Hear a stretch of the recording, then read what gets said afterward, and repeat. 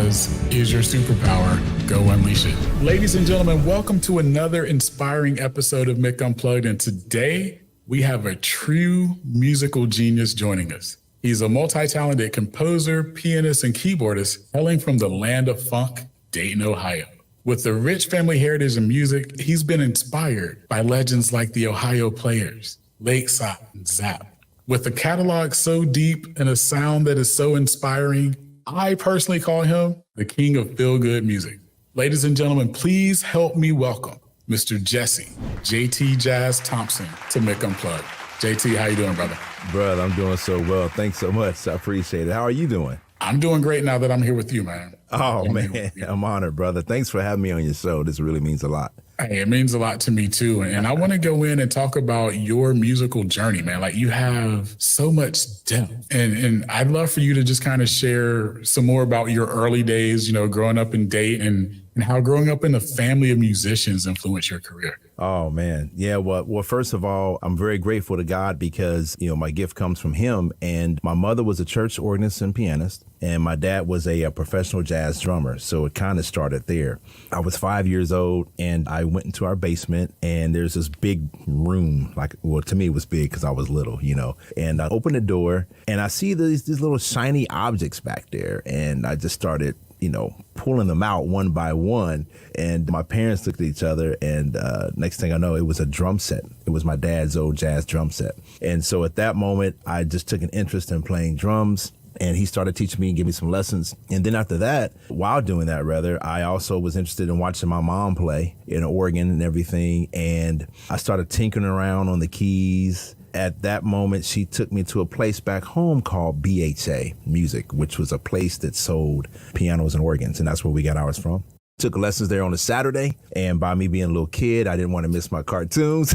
so my mom was like, look, I'm not going to force you. You when you ready, you ready. So at that moment, I went back home, stayed home, skipped the lessons, but I was still being taught by her. And then also my oldest brother, Marvin, who played with Slave and Parliament. And he also did stuff with Troutman and those guys. So, you know, my house was full of gospel, jazz, and R&B, and some blues. So at that moment, I'm, you know, being taught by family, and then I'm following my brother. He takes me with him to his studio. So I'm learning at a very early age how to conduct, how to listen, how to pay attention. It was just such a blessing and a treat. So, you know, it went from one thing went from another, and I started playing snare drum in school as well. Then I played the cello. I was so tiny that the cello was bigger than me. so I played as a cello and also as an upright. And my mom and dad say, listen, we like you playing that big instrument, but we're afraid you're going to get jumped and we're going to have to pay for it. So you got to pick another instrument. So I wound up picking up the trumpet. And so I learned how to play all brass instruments. So in every year in my school life, I was in different bands and playing different instruments. So everything from jazz, concert band. So music was just all throughout the household, as well as playing drums in church. I did that too. So it was just amazing. So by the time I got to the age of 12, I was playing 13 different instruments at the time.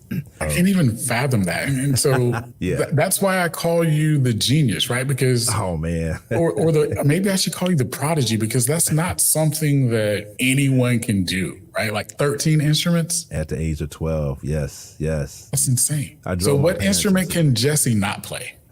Well, believe it or not, I'm not a clarinet or saxophone player yet. I still want to learn, though. So I pretty much stuck with all of the string and brass instruments and keyboards and percussions as well, different types of percussions, including xylophone. So that's the one thing I would like to learn how to play is an actual saxophone itself. I like the sax. I'm going to challenge you because I know how you are. Yeah, right. Exactly. Prove you can do it, JC. prove you can do it. But hey, man, hey, bro, Mick, my next project, I'm featuring myself on sax. Exactly. Yeah, so, man. You know, Dayton, Ohio. Yeah. The land of funk, right? Yes, like, sir. I love Motown. But when I was born, Motown had already moved out west, right? So, you know, it wasn't what it was. But when I was born, bro, like I remember Saturday mornings, because, you know, that's when before we could watch cartoons, that was also chore morning, right? Right, exactly. Oh, yeah. Man, come on, brother, you know. The Ohio Players. Yes. Oh, heaven must be like this, always going on. Yes. Lakeside. Fantastic Voyage, always going on. The Troutman, I'm going to call them the Troutman family, right? Because, they were deep and big in Dayton. Those were some of your influences and inspirations. So how did they shape your music style and your creativity? That's a good question. So growing up in Dayton, we would see those guys all the time. We would see the Roger Troutmans, the Steve Arrington, the guys from Slave, of course, my brother being a member of the Slave group. We would see, Suge and all those people, in the Triangle Park at festivals and at the store. Shirley Murdoch, ran into Shirley Murdoch so many times in our old Metro grocery store. It's like, hey, how you doing, Miss Murdoch? How you doing, baby? Okay. It's just one of those things, right? And it was like every day for us. And we were very fortunate to be in that city, in that era, in that time. Man, it was like we were in our own version of Hollywood but there was no conceitedness or anything that would downplay you as a human, right? I mean, they treated all their fans and as family. It was all, hey, everything is one-on-one. Everything was on the up and up, as they say. Roger would see Roger and those guys out, and even at their studio that they had there off of Catalpa, that area, it was all the same. It was amazing. You would see those guys and girls, and then you would go to rehearsals. I would go to different rehearsals with my brother right before hitting the tour. It was just like family, There were never any kind of issues, anything like that. So it was really great. And then to be around that type of vibe really influenced me because I was already into music, and then being able to participate as a community listener, like Roger would have new songs he was going to release. He would make an announcement, hey, join me on WDAO, Dayton Radio. Back then, I'm going to be on the program at this time. I'm going to play 2 songs. I want the community to vote and tell me which song I should release first as my single. So everybody's listening, and everybody's calling in. So, you get to be a part of something that's really great and makes you feel engaged and involved. So all that stuff played a major role in my life for sure. That's amazing. So playing numerous instruments by 12, right? You also had joined an R&B and jazz group, right? Like Next Level. Yeah, that was up here in Columbus, correct. Yep. What were some of the most memorable moments you had, and what lessons did you have by being a part of a group? One important lesson you learn, and by me being a big group fan as well as an Earth, Wind, and Fire fan, you learn how to stay in your place. You learn how to not be in the way because you're a group. You're not a solo artist. It's like the spotlight is for everyone to share. So there's a time when you step out, there's a time when you step back. So I learned that. I also learned that it's pretty much a family mode. You work together.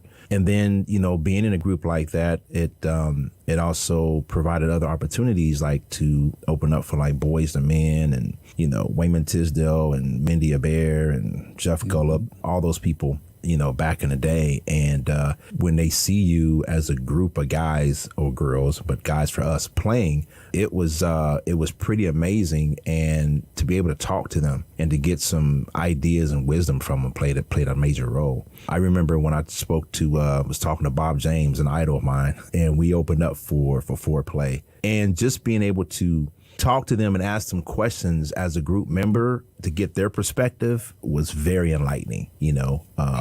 It was really, really cool. So, but I mean, playing with a group really helps. It's almost like being in an army, everyone's one accord, remember the movie Drumline, one band, one sound. One band, one sound. That's the way it should be.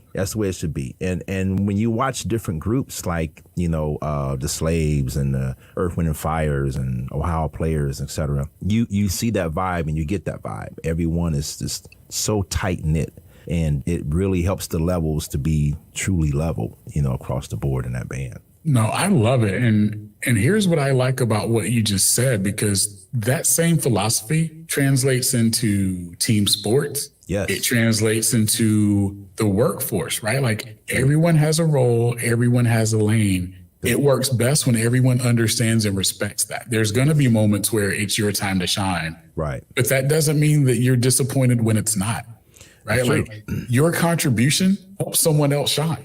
That's it. Exactly. And it's like painting a picture. Each part of that canvas holds its own weight for whatever you're painting. So it's like you're not leaving any area or real estate undone. it all shares that same concept in sending out a message on what you're painting, what you're trying to say, or what you are saying. So when you're in a group, it's the similar thing. It's like you said, we all shine together. We're not being selfish. We're on one accord, unity, and that's where we become strong. And it also helps too, because you never know when someone is going through something. And a lot of times doing something together, like you just mentioned, at work or on a team, if someone's going through something, for them to know that they have your back or that you're uplifting them means a whole lot. And vice versa. It could be you or me that's having the issue. And, you're like, yo, JT, you good? I got you, bro. Hey, thanks, Mick. I appreciate that. And we go out and we do what we need to do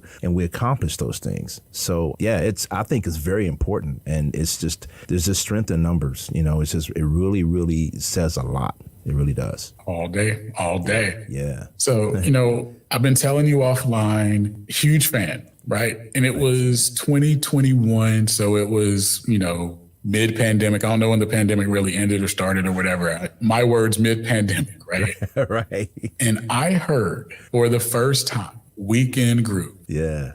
And when I tell you, bro, the first time I heard it, I just stepped back and was like, who is this? It's one of those where, a song is great when you're listening to the instrumentals and you can put your own words into it, right? Like no matter what you're feeling that day, like I can play the song 100 different times and go 100 different words because you put me in that feel good moment. Like talk to me and talk to the audience through what it was like coming up with the Weekend Groove. And what did the pandemic do for you? Like, what was that change of pace like for you? Yeah. Wow. Well, first, man, I'm very humble and honored. Thanks so much. To hear you say that really means a lot to me. So thank you. During the pandemic, everything came to a halt, and to be told that you can't go outside and go to the store or drive anywhere, and we're used to going where we want to go, was just, It was kind of insane to me. And then I realized how much it was impacting my fellow musicians and fellow artists, right? And then, so it's just like, man, so it was just placed in my heart to create something that was uplifting, that was inspiring. And that really, really motivated me. So at that moment, I was down here in the J spot and started creating a tune, Weekend Groove, and everything just started coming together, just piece by piece. It's just like, oh man, okay, I hear this, hear that, so I'm laying it down. And it was just a wonderful opportunity because I said, I definitely want to put something out that will put a happy vibe in people's heart, that will allow them to pat their feet, bob their head, and even take them away from the pandemic situation, even if it's just for a moment, to let them be able to appreciate life and to see and recognize, hey, better days are ahead, brighter days are ahead. So I was able to put that together. And then when I did it, I said, it would be awesome if I had flute on this. And I thought about my sister out there, Renee. And I hit her up and I said, hey, I got a tune I would love you to be on. Do you mind taking a listen and check it out? Let me know what you think. So she said, yeah, sure. Send it over to me. And I sent it to her, and she responded back immediately like, whoa, this is nice. I love it. This is hot. When do you need it by? And I told her, so, it's just, take your time. I know you're busy and everything. And it was a holiday weekend, I believe. And she said, okay, well, give me probably until, maybe 2 or 3 days and I'll get something back to you. She returned her parts back later on that evening, that night, and she smashed it. I mean, she murdered it. It was like, oh my God, this is phenomenal. So I got everything back, and at that moment, I contacted Kelly O'Donoghue, who's actually a very good trumpet horn player overseas and in Poland. And I talked to her, and I played out the horn parts, sent her some notes. She went ahead, took it over, and she knocked it out the park, sent it back to me. And I mean, it was almost done pretty much in the weekend with everything that happened. It was amazing. And so at that moment, I was like, okay, I think I'm good. I'm ready to go. And this song, it means a lot. It's my very first solo single, but it's also my very first song that I was able to create and generate from my heart to help inspire people. And that was really what I wanted to do. I just wanted to, just help give people some good positive energy and be a blessing to them. It was just so much. It was very, very hard, So that really inspired me. The pandemic, actually, I'm thankful for, because that's what motivated me to do solo artist stuff, to become a solo artist. That's what helped to catapult me into that area. So after that moment, I've just been staying in there in that area, and it's been a fun journey so far. Yeah. And I love everything about it, man. Everything that you wanted to accomplish on that one, you did. I promise you. Because Thank you so that's much. when I became a huge fan of yours. And it's been an incredible journey, like just seeing that with you. Like, so I thank you for that. Thank you. Yeah, I appreciate it. Thanks so much. That means a lot. There you go. So you're continuing to evolve and continuing to do things. So your latest track, Late Night. Yes. It's creating a big buzz out there, brother. That's so good. So what inspired this song? And so for everybody that's listening or watching, I'm going to have links to both of the songs that I referenced, and you're going to be a huge JT fan as well too. So what inspired you for this song, and what's some of the behind the scenes details of producing and coming up with that? So this song, Late Night, is a song that is co-written by a great artist by the name of Adam Hawley. He's also a Billboard artist and composer. Adam and I usually go on the road and play with him quite a bit, especially on the East Coast side. You know, it's like, man, Adam, we got to do something together, man. One day he's like, yeah, man, let's figure it out, But our schedules were so busy. So finally we got to the point, we were able to link up. I said, okay, let's do it. He said, yeah, let's do it. So Adam wrote the bass for the actual foundation for Late Night. Okay. So he said, check this out. I took it, and then I added my piece onto it. So we wrote it together. I did the lead piece and some aux keys, and we did changes and stuff like that together. And then at that moment, I thought I was going to have Adam being featured on guitar. Like, yeah, it's going to be cool. Mm-hmm. He says, nah, man, I'm hearing some sax. And I said, really? Okay. I trust you. I can hear a little bit of it too now. So then that's when we called our friend Judah Seeley. It was a phenomenal saxophonist, man, and another great human being. Judah got the song, laid it out, knocked it out. I got that song back, another one, like within just the same day, basically. It was incredible. That's when you know you got something. Man, that's when you know you got something. Yeah, I think you're right, man. And then at that moment, I sent it over to Adam. I said, yo, Adam, check this out, man. He's like, oh, man, this is killing. He's like, okay, let me go ahead and do some things. So he went ahead and mixed it, and he sent it back to me. We did some mixed comparisons and got that all together. And it was called Late Night. Obviously, we write a lot of songs late at night. So this was one tune we want to it's entitled Late Night, and just how everything came together and the flow was just really good. And I wanted to create a melodic line that, along with that groove, that will allow people to, it's like, hey, you know what? It's nighttime. We can go out, have a good time. We can go out, have dinner, go dancing. We can go kick it, whatever. Forget about the work day. It's late night, and this is what we do, right? And so that's the vibe we wanted, something that was funky and groove, and at the same time it was smooth. So that was the whole purpose and intent of Late Night. Well, so again, another one, mission accomplished. So I'm going to let the world in on a little secret. So what I like to do when I'm listening to that song, or not even listening to the song, like every other evening, my routine is this. I'll go sit out on my balcony, on my porch. Yeah. Have a little bourbon. Okay. And I'm listening to Late Night, bro. Come on now. What? All right. I'm very serious. That's dope. I appreciate it. Yes, man, sir. That's great. That's great, Yes, man. sir. That's what we want.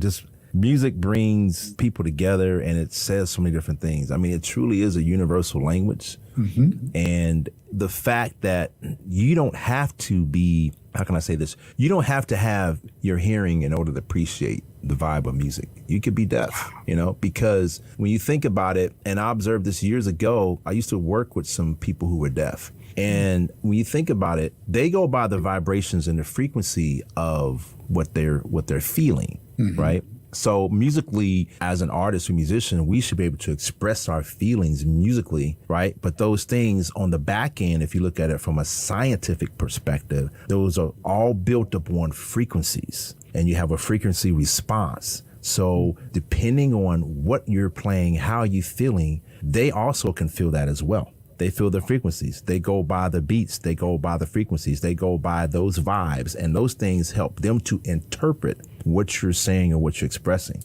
So music is, yes, it's a universal language. But it's beyond universal language, because, we use it to do things such as, like you said, for sporting events, right? For movies, for parties, happy occasions, sad occasions. We use it for all kinds of things. Even back in the day, preparing for war, they had, music set up, for that. Commercials, store, music is everywhere. So to me, it's so important. And that's why I always make statements like in my social media, hashtag keep the music alive, because, music truly, truly helps people. And, I always say, if you're watching a murder scene in a movie and you're playing circus music, you don't take what's happening that seriously. But if you take that murder scene and you apply that emotional vibe music that builds intensity, now you're looking at it totally different, like, oh my God, so it really has a major role in interpretation. That's amazing, brother. So everything in your music career has been amazing, but I also know that it's never as easy as one likes it to be, right? Like there's things that we have to overcome. There's things that we learn about ourselves. And one of the things on the podcast, we talk about going deeper than your why and really being fueled by your because. So if I were to ask JT Jazz, like, what's your because? Like, what's that reason that keeps you doing what you do? What would that be? One of the many reasons would be because I'm blessed with the gift and I know what my calling is. I know that I'm supposed to do this. I know that I'm not supposed to let it sit on a shelf. I know that I'm not supposed to be selfish with it. I'm supposed to share what I have, what's inside me, to encourage and to motivate and to inspire and also to heal, which is another part of what I know I'm supposed to do with what I have, my gift. So that's what keeps me going. I don't ever want to take it for granted. And it also helps me to be humble, because the moment you leave your humble presence is the moment when things go crazy the wrong way, and I never, ever, ever want to do that, because I know that, I too am an instrument. So I want to make sure that I'm in tune. I want to make sure that I'm doing what I need to do with this gift that I have. So, being able to talk to like yourself, people like you, and I hear the response and I hear, how my music has affect you or impact you is brother, it's beyond amazing to me. I mean, I'm so appreciative and grateful, because that's what I really want to do. And, the best is yet to come. So that's those kind of things really help me keep going, and to know that there's some people who would love to have what I have, but unfortunately they don't, or they're not able to do for whatever reason. But also there's some people that says, hey, I may not have what you have, but I love to hear what you do. So please keep doing it. Please keep going. Those kind of things really help me to keep just moving, pressing forward, and just keep going. So, yeah. That's amazing. You are amazing. Thanks, are man. amazing, brother. Thank you so much, bro. Talking about keep going, what are some of the future projects? What can we expect in the next round from Mr. JT Jazz himself? Yeah, I'm actually working on some new music right now as we speak. I've been working on some new stuff. I'm also planning to get my Christmas EP done this year. So I want to get that done. And I really want to have another single out here soon. When I say soon, hopefully in another couple of months. And then I want to get my project fully done. But, being an independent artist, it takes time and money. So I have to pace myself accordingly. But yeah, we expect more music from me. I have another single I'll be releasing. Expect the Christmas EP to be done. I just released my late night video on my YouTube channel. Yep. So that was amazing. It was a great accomplishment. I have more to come. I still want to do a video, and I talked to Althea about it. I still got to do a video of Weekend Groove because it's my first single. So, we're going to make that happen somehow. The people want that. The people want it. So I'm going to call her and say, listen, Althea, I know you're busy, but the people are wanting the video for Weekend Groove. So let's make it happen, Absolutely. So, yeah. We can announce it and launch it live here too. I'll do that for you. Hey, that'd be great. Seriously, Yes, that's sir. awesome. Yeah, I mean, Yes, sir. I think it'll be a lot of fun too. So yeah, that's what's in the works. Definitely in Good the stuff. works. Yeah. Good stuff. So where can people follow you and find you? And I'm going to put all these descriptions in the links as well. Yeah, absolutely. So they can go to my website, which is jtjazz.com. You can also follow me on Instagram. JT Jazz is my handle. Facebook is JT Jazz as well. And what else we have? Oh, Spotify, Jesse Thompson. Apple Music is Jesse Thompson. So, and then I also have links on my webpage that the fans and listeners can go to follow those different things as well. But yeah, I'm on all digital platforms. So if you have Amazon Music, YouTube Music, whatever, iTunes, Apple Music, Deezer, Napster, I'm out there, thankfully. So feel free to do that. And then also if you want an autographed CD just go to my website and we'll go ahead and get that to you. And then also right now, I'm also sending out a special gift when people buy my autographed CD of my latest single, Late Night. So I got a little special gift I add with them as well. So feel free to go out there and do that. And I really, appreciate everything. So yeah, That's how you can follow me. So I challenged JT earlier to learn sax. I'm challenging all of the Mick Unplugged followers and listeners. Yeah. Go get the special gift. Yes. Go get the autographed CD for the special gift. Yeah. We have T-shirts and we got some other stuff out there in the works, and it's a lot of stuff out there. Just do whatever I can to not only get the brand out, but to reach the people, and hopefully they enjoy it and we have fun. There we go. Yeah. We're going to do that. JT, dude, I appreciate you spending some time with me today. Thank you for breaking down a lot of things for the listeners and just giving us insight into your mastery of who you are. So definitely thank you for taking some time. Brother, man, thank you, Mick, for having me on your show, man. I mean, it means a lot to me. This is a great show, and I would love to come back. So if you want to have me back, just let me know. Then we're making that happen. Okay. There's no ifs. We're doing that. Definitely, man. I really appreciate this. And shout out to Tom Esty for doing his work. He's an amazing PR guy. His agency is amazing. I just really appreciate him. And we got Sabrina Taylor as well. So thank you. And again, thank you as well, Mick, and your staff, your crew. You guys are amazing. And I look forward to coming back. So, and thanks to all the fans out there. The best is yet to come. We got some stuff going on, and go check out my website where I'll be live. I'll kick off starting tomorrow with Adam Holly and Julian Vaughn in Cincinnati, Ohio at the Ludlow Garage. So we're going to be there, and we're going to Pittsburgh, and I'll be in Louisville as well with Lynn Roundtree. So yeah, just check me out, and I look forward to seeing you there. There it is. And for all the listeners, remember, your because is your superpower. Go unleash it. Thanks for listening to Mick Unplugged. We hope this episode helps you take the next step toward the extraordinary and launches a revolution in your life. Don't forget to rate and review the podcast, and be sure to check us out on YouTube at Mick Unplugged. Remember, stay empowered, stay inspired, and stay unplugged.